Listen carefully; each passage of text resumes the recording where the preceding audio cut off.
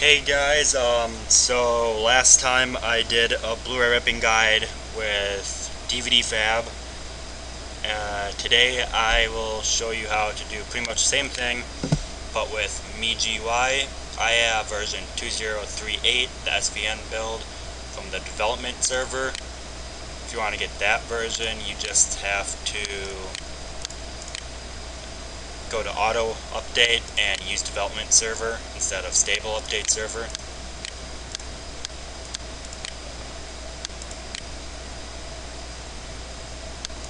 Anyway, and so if you want to get this and the other program I'm going to show you, which is Graph Edit, forgot to open that, sorry. You can get those all from videohelp.com.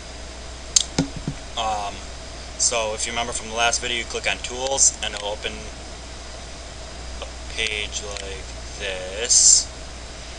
And then you just have to search Graph Edit, all one word, and it'll pop up. And you just have to click on it and it'll bring you to a page like this. You may not have to download this, it might already be on your system. It tells you in the description where to find it if you'll have it. Then MeGUI, you just search MeGUI like it's spelled there, and then download. Direct link, or from the office site, however you want. And then you'll have all that. So you can, first things first, I am going to use Graph Edit, alright? This part is not always absolutely necessary, but I will show it anyway. So I'm going to be using Holly Media Splitter, so you'll need that, and FFD Show Video Decoder. So you'll need FFD Show on your system too, which you can also get from Video Help. You just need to search FFD Show and it pops up, and Holly H-A-L-I, and then Holly Media Splitter you can get from there too. So in here you would just go to Graph, insert filters, and it should be in direct. On here you click on direct show filters, you click on the plus, and it'll open all these. You go down to Holly Media Splitter, click insert filter. It will open this. You'll want to hit all files from that drop down. To do it this way, it sort of needs to already be ripped to your hard drive to do it, I believe, so you'll have already needed to rip the whole Blu-ray file to your hard drive, I believe. You might not need to do that, so, but anyway, I'm going to do it with a Blu-ray that's ripped in my hard drive. I'll use Ion Flux, and go to the folder that has all of the video files in it, and then choose the main video file, which for me is the 00003, which you can tell because it's the largest file and it has an hour and 32 minutes on it. Click open and it will open it. Then in this still direct show filters, you go back up and click on FFD Show Video Decoder, insert filter. And then you can also, in there you can also check, on favorite filter, and that will put it in here. And it does the same thing. When you hit that, it would open that box where you choose the media file and all that.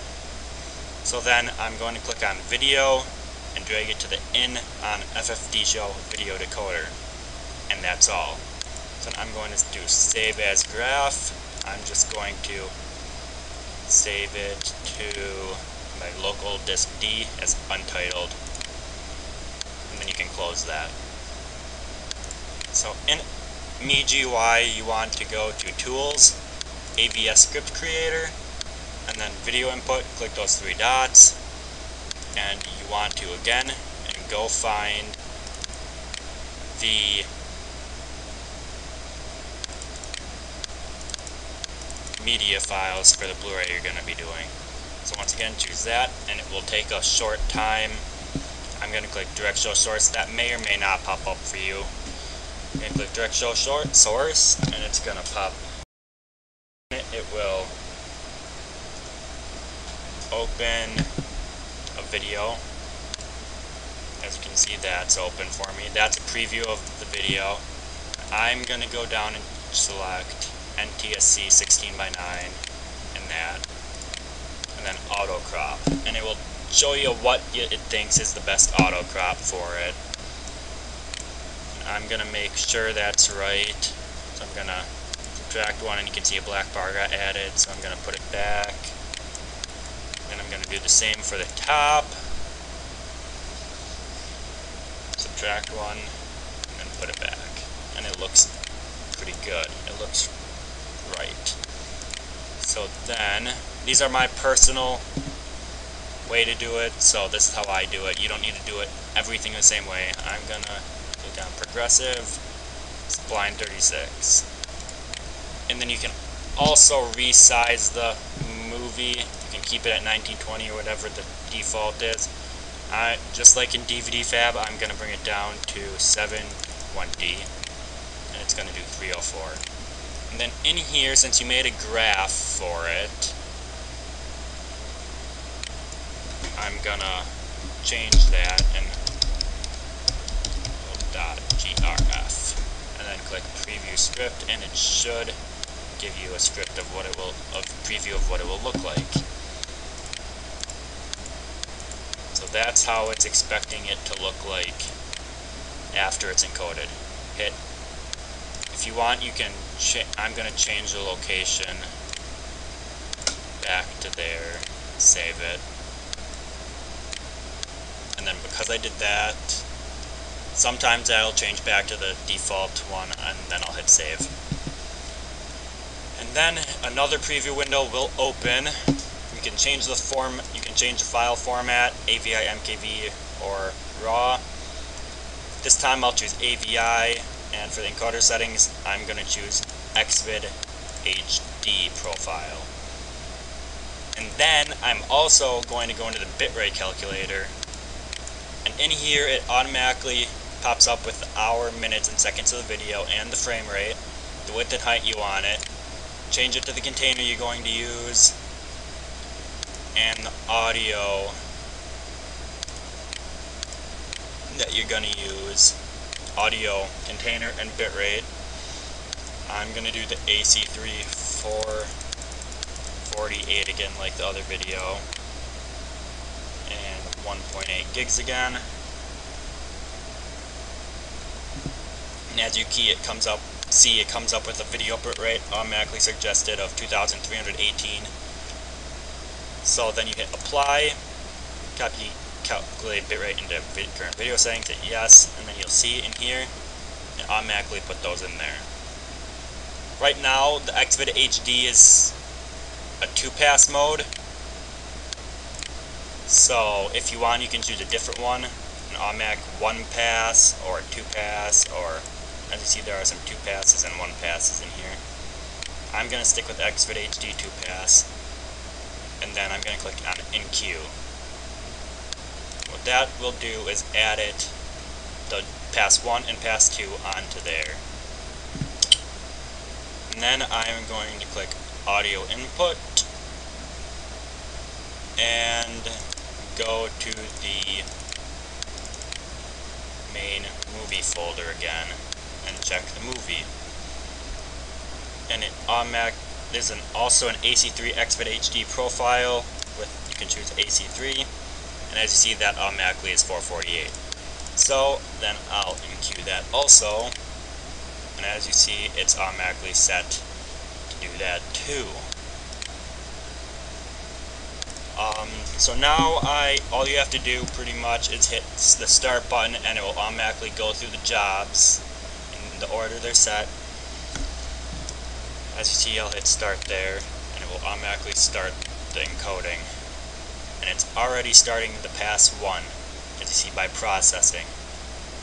Pass 1 doesn't usually take all that long. As you see, it's going to take probably about 35 minutes to do. This pass 2 is a little bit longer one. That'll probably take about an hour and a half too. Like I said, you can always just choose to do one pass to make it take a little shorter amount of time, and then it will automatically go to the audio one.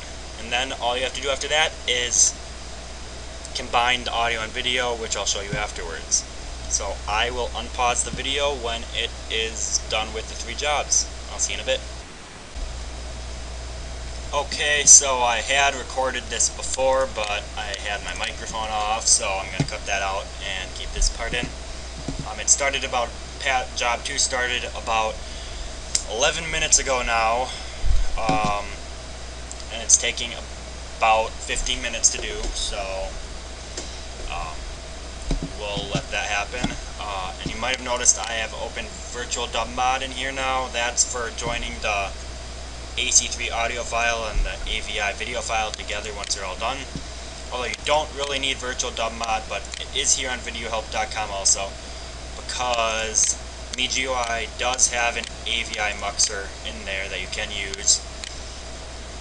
So you can choose either one. I'm going to use Virtual Dub Mod to do it. That's why I have it open.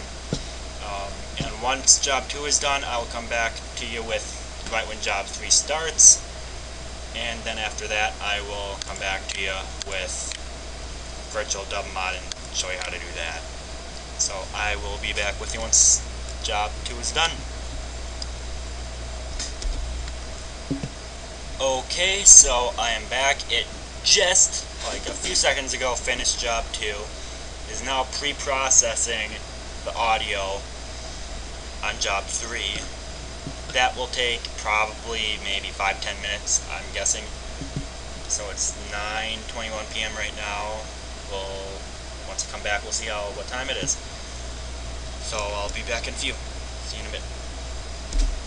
Okay, so we are just about back. It's got a few seconds, and it's done.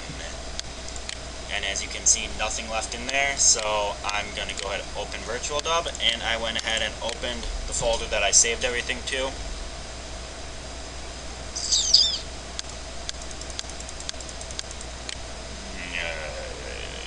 Just 1 second.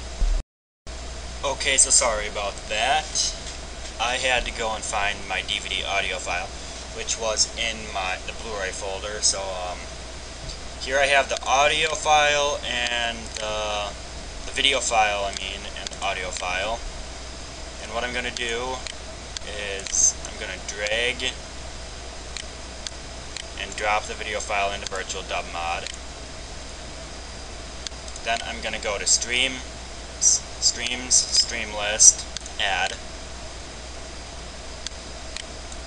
I'm going to go to where I have the audio file, double click on it. It's going to parse the file and find it. I will then click on OK. Then make sure you go to do this part, video, direct stream copy, okay? Make sure you do that, otherwise it'll encode it again, which you don't really want to do. Then you want to go save as. I will just name it 1, 2, 3, 3 instead of 3 zeros, 4 zeros and a 3, 3 zeros and a 3. You can save it anything you want, and then I'm going to click save. As you see, it's only going to take about 30-some seconds. I'll be back when it's done. Alright, so I am back, and it just finished. So it should be right there. 3 zeros and a 3.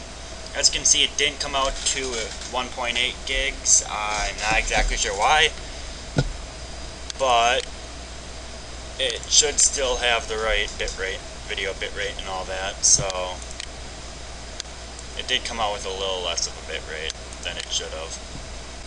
Open with the Candler. And we're going to see how this video turns out.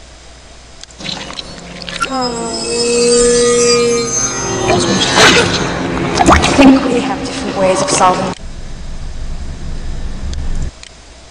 As you can see, it turned out pretty good. It's pretty good quality and all. So there's to that. I'm going to end this video now. Thanks for watching, guys, and I am still sorry about the sound of my voice. It's like a $3 microphone from Walmart 5-10 years ago, so I'm planning on getting a new one soon. See you later.